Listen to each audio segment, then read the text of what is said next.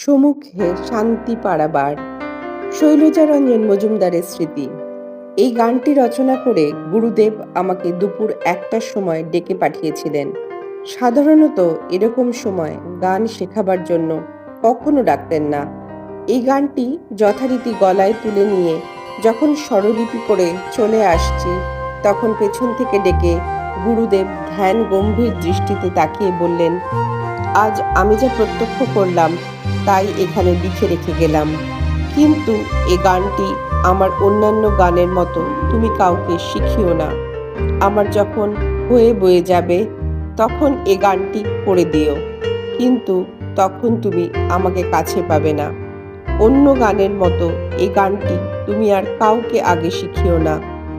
গানটি তারপর আমি চাপা দিয়ে গোপনে রেখে দিয়েছিলাম। প্রথমবার করলাম গুরুদেবের মৃত্যু সংবাদ পেয়ে। ২২শে শ্রাবণের ২ বছর আগে তিনি মৃত্যুর ওপারে শান্তিময় রূপটি যেন প্রত্যক্ষ করেছিলেন।